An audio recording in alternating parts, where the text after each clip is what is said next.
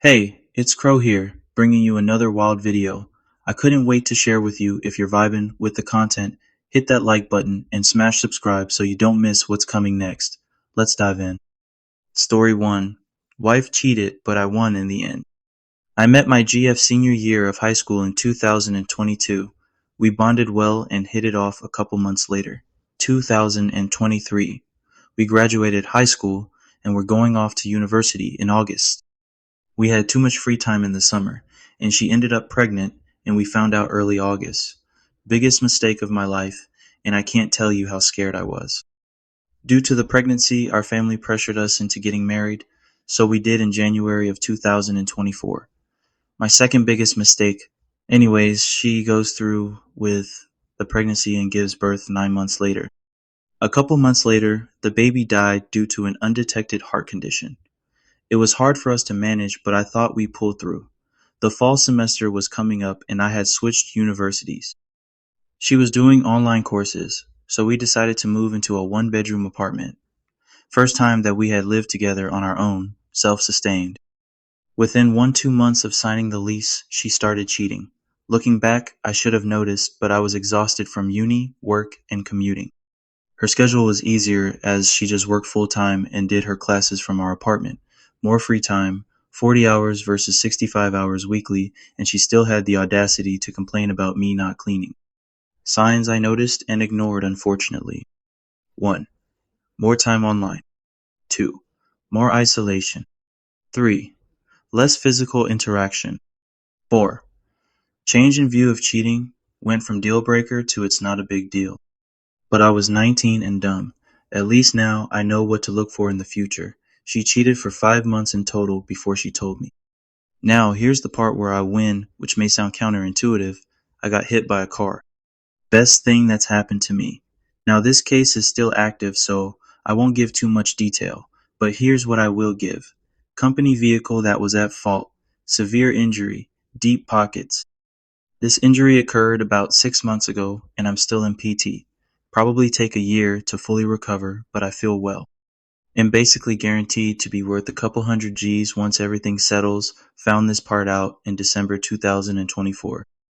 Also, due to my injury, I had to stay at my parents' for 6 weeks as I couldn't go up my apartment stairs. While I'm gone, my ex tells me she likes being there alone. Wonderful thing to hear when you were almost killed a couple weeks prior. Yeah, she was cheating. At this point, I'm still oblivious, but I start planning for the future. While injured, I start seeing financial advisors, etc., making plans to pay off our debt and whatnot. IK, if this pissed her off or what, because I was trying to take care of our finances.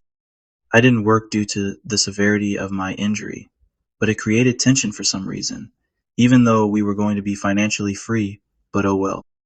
She eventually told me about her cheating in March of 2025, and I immediately filed for divorce, and it surprised her, even though I told her it was a deal breaker in the beginning of our relationship. Made her sleep on the couch until she found a new apartment. Unfortunately, I did start working a lot more, which was hard due to me still recovering, but you gotta do what you gotta do. My theory is that she felt bad about the cheating and didn't think she deserved the settlement. I couldn't imagine the guilt, especially after 5 months. But honestly, I don't know, and I don't care why. I just know I was able to protect myself. I also found out that her mom was upset that she told me about the cheating because they wanted my ex to get some of the settlement. Shows the learnt behavior from filth. It also shows how uneducated they are to think they would get any. It's money for future medical costs, and the only way she could get half is if I put the money into a joint account, at least where I live. Besides, I made her do an uncontested divorce. And apparently, she started sleeping around with a bunch of guys 2 weeks after leaving. Shows she was the problem.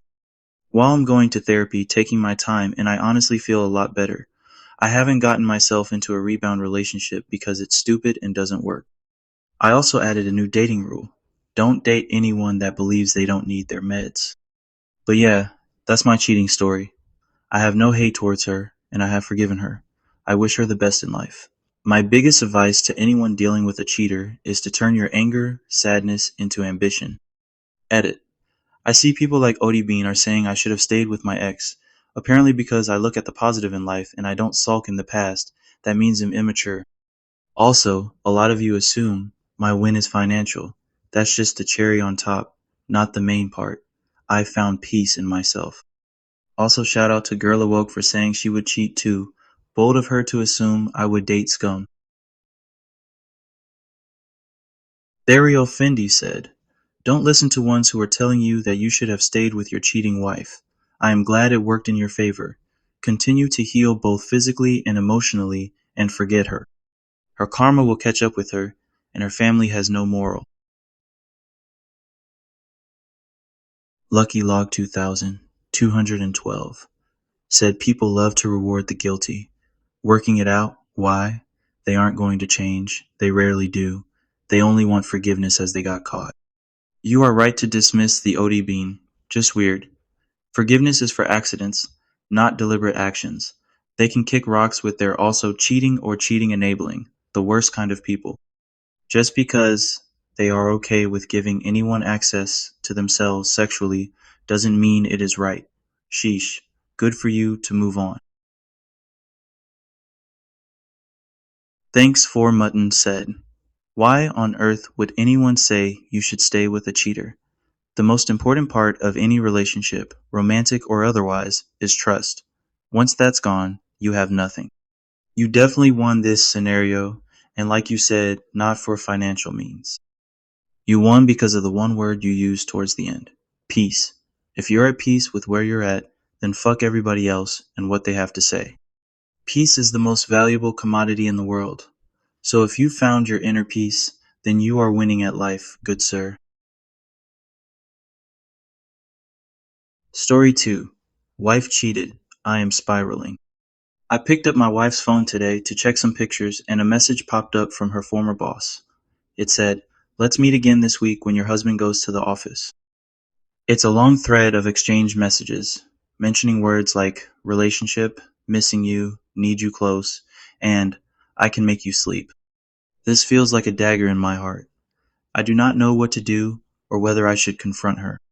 After 20 years of marriage and two beautiful children, I truly do not know what I did to deserve this or how I failed to notice it. I am not certain if they have been physically involved, but there are signs. They are definitely emotionally entangled. I am shattered. What should I do? Update 2. We had a long conversation. She claims that she found the emotional stability she thought was missing in our marriage. At the same time, she said our relationship had actually improved a lot over the last 4 years. She also said she was tired of my constant pressure to improve our sex life. We have only had sex a handful of times in the last 6 months. She says she is not interested in sex at all and feels that me wanting it is unfair to her that it pushed her away from me.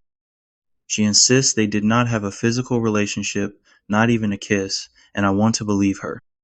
But how do you really work on this? What am I supposed to make of all this? I am not even sure if I want to end the relationship. How do I find the strength or clarity to decide? Update 3. We have discussed everything thoroughly, and it is very clear that we have both lost trust in each other. She says she is hurt that I looked at her phone and read the messages. She dislikes feeling like I am monitoring her.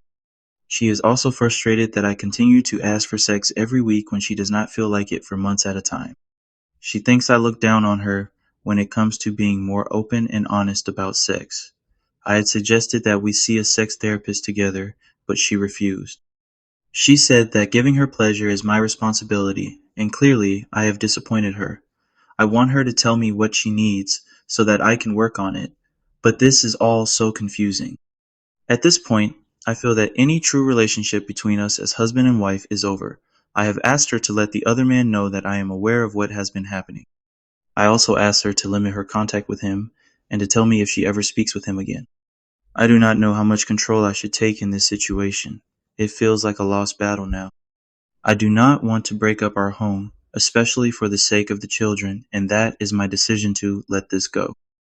But that means living a shell of a life without love, care, or intimacy, which matters to me. That is the sad reality. It feels like a dead bedroom and a dead relationship from now on, and if I ever consider stepping outside of the marriage, I know this group has judged me for it in the past. How hard is it to sustain a marriage without love or sex? Final update just to update and close this thread. It's been a whirlwind of a week, an emotional roller coaster. After I confronted my wife, she did say that while she had emotional connection with the other person, it was never physical, and they always knew that they had to maintain the sanctity of their respective marriages. I don't know how much I should or shouldn't trust, but I have also decided to not let it impact our kids. I told her that we will co-parent and try to respect, care enough to maintain the peace, sanity, and remove bitterness. It's to be seen how much we can do. Our sex life has effectively dead. I don't know how to fulfill my desires now, and we decided not to try to reconcile in that area as it wouldn't work.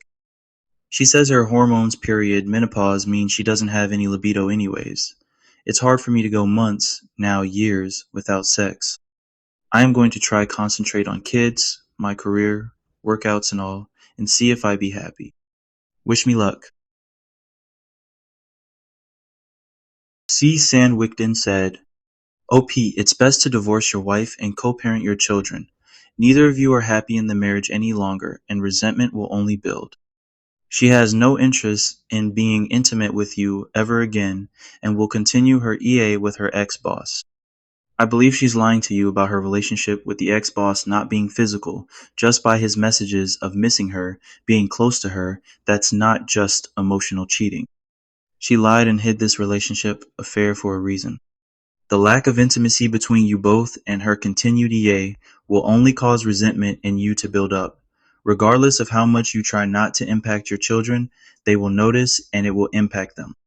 So, for everyone's sake, just separate, divorce, and move on. Hopefully, you'll meet another woman at work, the gym, or wherever that you'll be compatible in all areas where your marriage has failed. Good luck. Head coach 2024 said, if she doesn't like sex, you need to decide if you want to have a sexless marriage. She is not telling the whole truth. What you should do is get her phone while she is sleeping and install a parental control app on her phone. Hide the icon and turn off notifications. You can monitor everything she does on her phone and social media and track her location too. Some apps allow you to listen to her conversations. You should install a voice recording app on your phone. Learn how to use the apps before you get ready to go to work. Tell her you and her are going to his house and talk about everything. Then leave for work. Get ready, because she is immediately going to contact him so they can get their story straight. Thank you for watching the video. Don't forget to like and subscribe for more stories like this. With that, have a great day.